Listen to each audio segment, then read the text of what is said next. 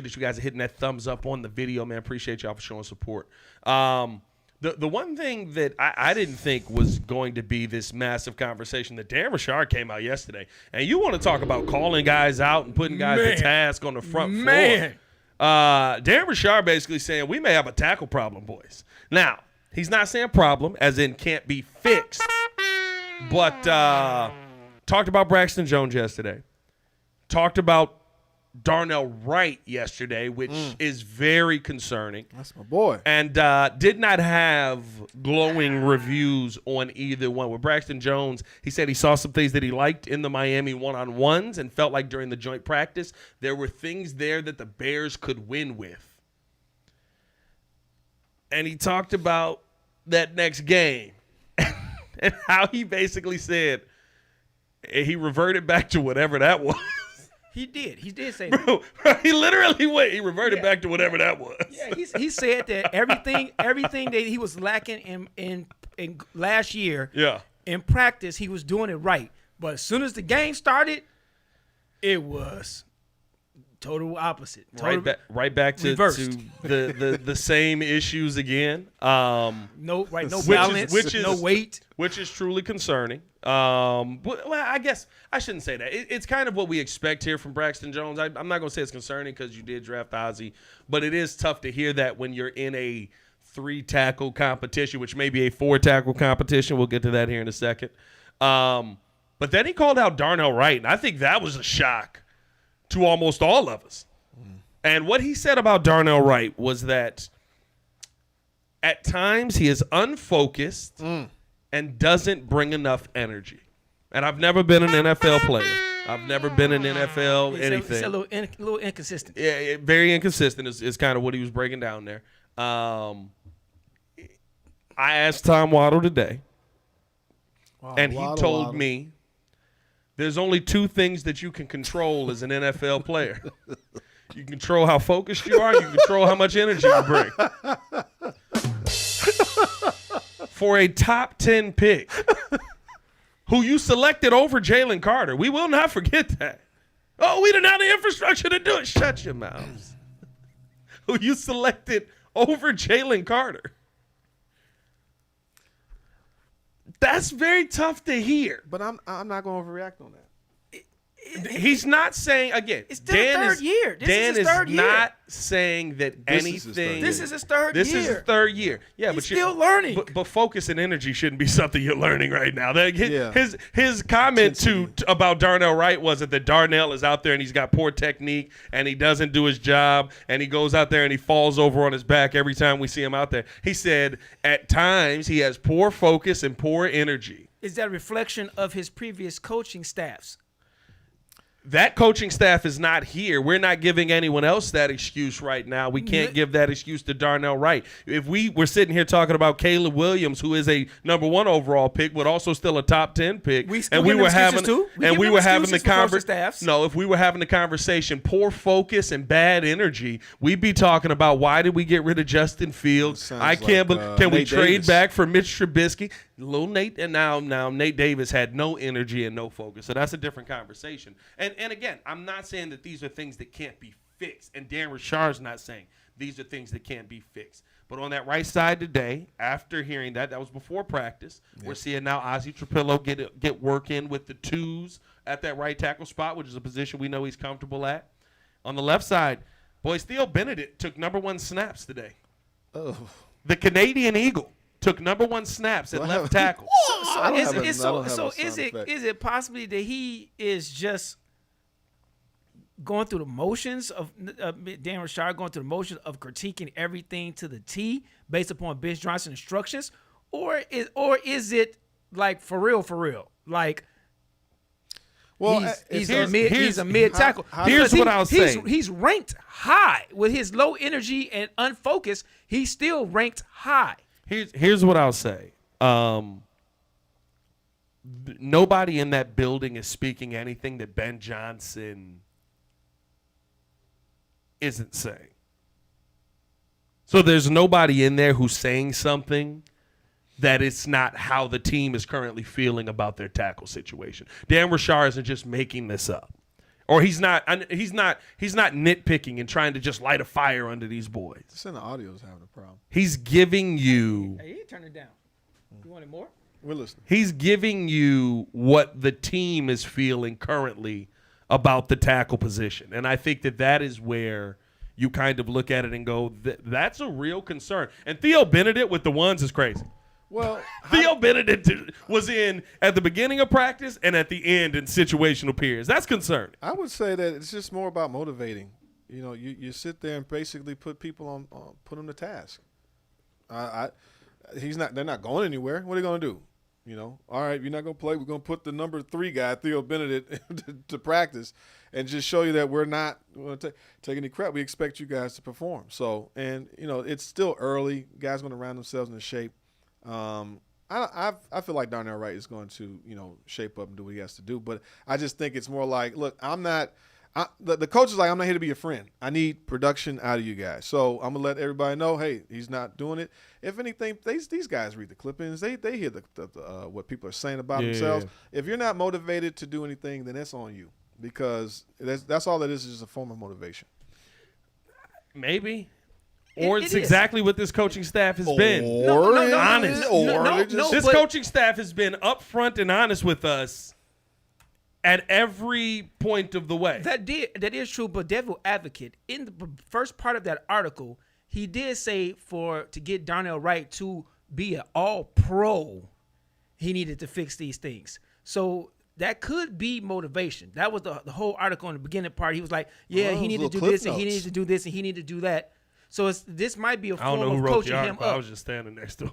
Well, you know. No. Excuse me. Okay. No, I'm not saying. I don't know. Is that what they said? Yeah, that's what I read on. That's what I read on the Tribune. Okay. I read on the Tribune that he was like he could be an all-pro if he was to be a little bit more consistent, give a little bit more energy, and not lose his focus as much to become an all-pro. So, like I said, that could be said to me. That I take that as saying that he's doing this to motivate him to have 5 all-pros on the line, to have that Philadelphia Eagles offensive line. Ooh. And this is what you need to do to get that. Listen, I hope so. Yeah. I'm not telling you that's not what they want at the end of the day, but I do think it is interesting that, you know, right before they go out there at that practice and say that's when you get, you know, and right after that, Braxton looked horrible right after that. I mean, horrible. Dio Dangbo was throwing that man around. I heard. Yeah, it was bad. I heard Dio had a great practice. People might need to be a little bit more excited about Dio. Well, they paid him a lot of money. Now granted, 48 million. Now granted, let's see what he looks like tomorrow. But tomorrow's practice is going to be the big one because he's going up against Braxton Jones. Well, we're used to Braxton Jones basically being Toro, and falling down. That's how it looks. That's ole. That's what we're used to. But they also said that they're doing this to be a swing tackle, to do this to give everybody an opportunity to be swing tackles too, for depth. Because as you saw, we didn't have good depth on our second and third strings. So this could be a way to create depth on the ends by having theoretically 4 tackles. Well, no, our basically most of our first team offensive line will now be the second team for this year coming up. Yeah. Literally, when Tyson Bagent was behind and in Sunday's preseason game, that was our first string offensive line last year. Looked a little tough, didn't everybody but Darnell demoted down one level. Super chat. Mo Man with the super chat said, when you have a coaching staff like the previous one, you can't be surprised that the players aren't going hard. They were never put to the test. But again, right, we're far enough into this Ben Johnson experience. It's not. You're still on your not month. going hard is not an excuse. Like no, it should never be an excuse. Curve. It's a learning curve. No, I would say that what it is that this is a experienced coaching staff that has seen success. I've seen this system at its peak. I've seen the best of all of my players for most of them. I've had all pros. I've had Pro Bowls. I've had all these things. So when I come here and I see that some of you guys are subpar to a point, yeah, you're a starter, but you technically wouldn't start for me if I had what I'm looking for. So they've seen the best, which is what I love. That's the point. That's the part of the accountability that I appreciate. It's like they're not coming in here wide open, wide nose. Oh, I'm so happy to be here because I got my first coaching job. And go out there and coach. Be Superman. No. This is what we want. This is the structure. I've had success, and I expect to see this thing come to fruition. So I'm happy to see that we got guys in here that know what they're doing. I do like that. I mean, you can feel the stability of the coaching staff. You can feel the confidence in the coaching staff and the confidence that they're going to figure it out. I think that's the part for me with, like when hearing Dan Roushar, he's not sitting there going, we don't know how to fix this issue. Mm-hmm. He's basically saying, this is your issue. Fix it. Yeah. Let me show you this. Let me show you how I fixed it here. Let me show you what we need to do here. But you're the one that has to go out there and play. You're the one that has to go out there and make plays. You're the one that has to fix it. Mm-hmm.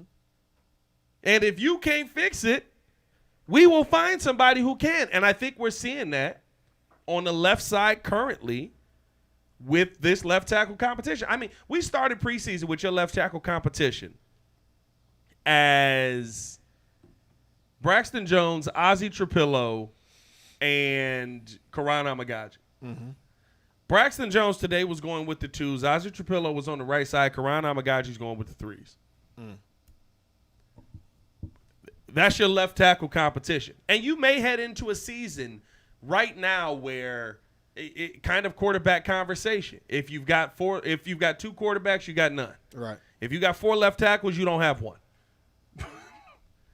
We may truly be heading in that direction. The good part is, though, that you've improved your interior enough where I'm actually not as worried about it. You can survive having some mediocre tackles, which I think is kind of what we're sifting through right now in practice this week, and a rookie. I don't know, man. Not Braxton. The right tackle. Darnell Wright. He is rated 16th. That's not mediocre. There's not great tackles in the NFL right now, though. There's not a lot of great tackles in the NFL. Longer the days. There's much better interior in the league than there is great tackles. But that's the issue that we definitely saw a lot last year was just the middle of that line getting blown up. You know, the interior was just breaking down to a point where, I mean, the poor quarterback is just hike, boom. Over 300 in the chat! 300. You guys interested in coming out to the Bears and Vikings watch party, the Monday night game? Yeah, just done making that point right there, huh? What?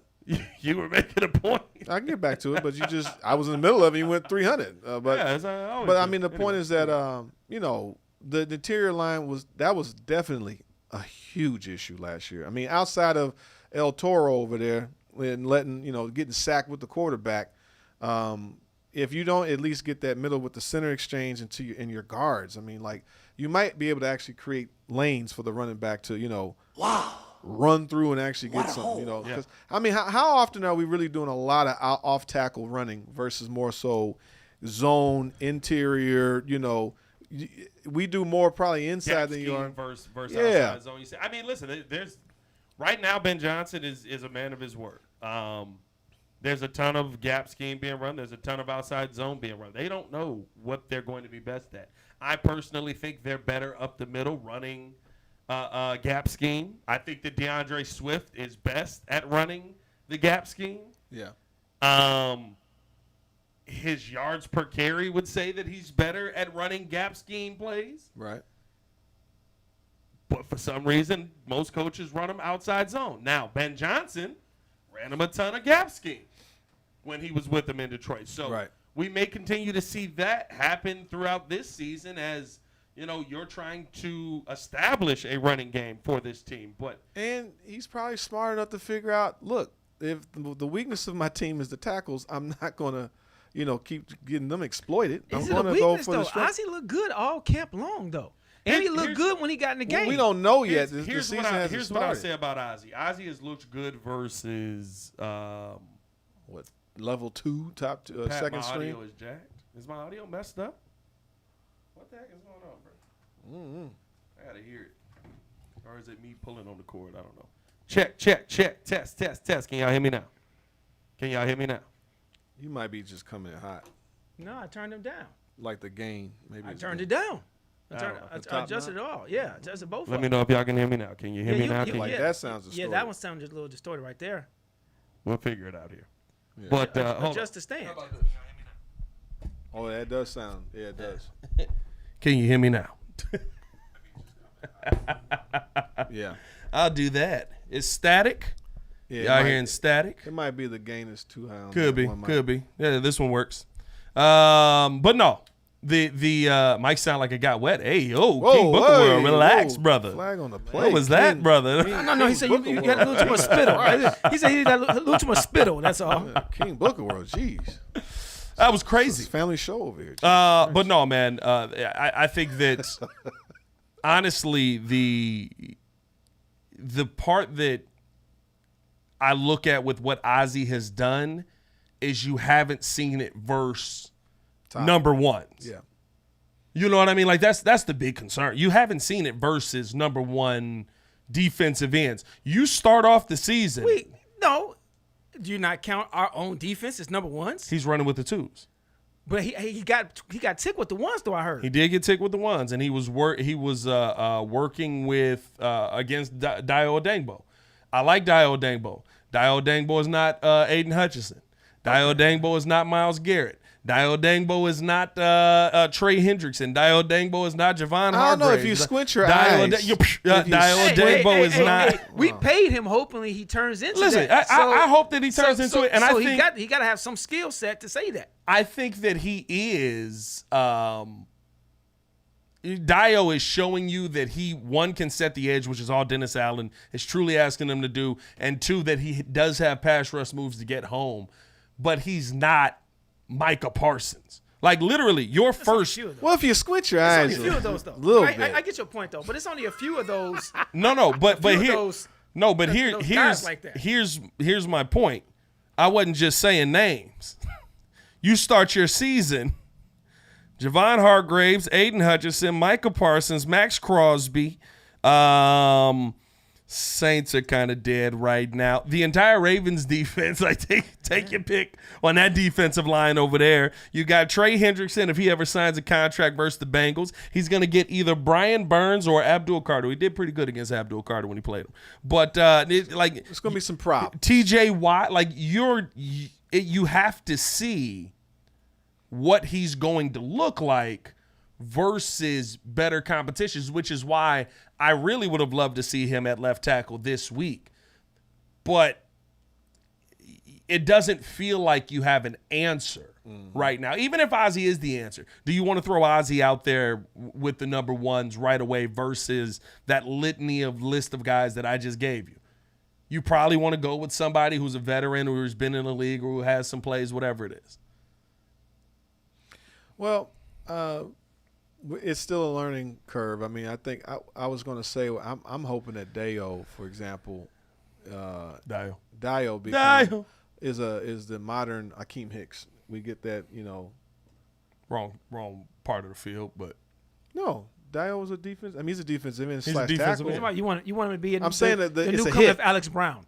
No, oh, you're saying saying a hit, that like you're Akeem Hicks. saying a pickup like a Yes, Hicks. Okay, it's a hit. Like, oh, we got a dude that's a freaking dog. Like, hopefully we get that on the tackle side of things. Yeah. I mean, I think that this season is great to see exactly who you got to go up against. 'Cause based off, like you're saying, we got the week. He's got top competition, and hey. Braxton, this is his third year. This is his final year of his rookie contract. Yeah.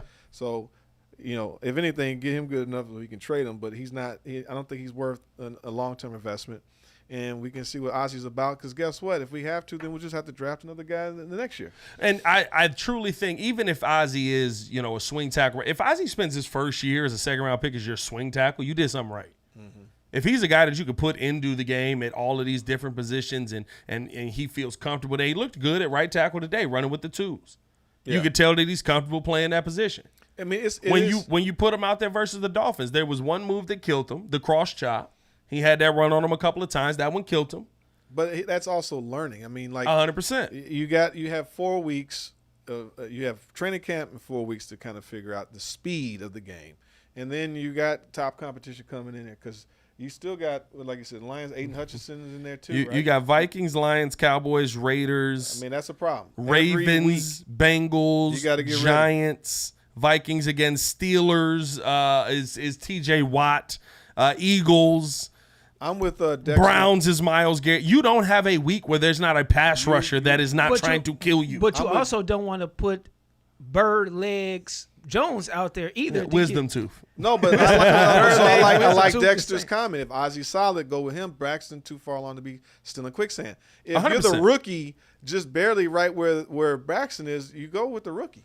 But what I think is, and maybe this is the concern, is that you don't want to break the rookie either. You offensive linemen, offensive tackles, you kind of have to like, hey, let's see what you got. Let's play you where you're comfortable. You drafted a right tackle and tried to make him a left tackle, and you're trying to make him a left tackle. Mm-hmm. And it's not to say you can't do it, but wasn't there talk of Darnell being a left tackle? It was, but they shut that down. They shut that down they shut that down before camp even started. They shut that down before camp even started. I say no soup for you, sir. No soup for you. No left for you. But no, and I'll be honest with you. When it comes to the actual play, Darnell Wright's been fine in game. We've seen that. Mm-hmm.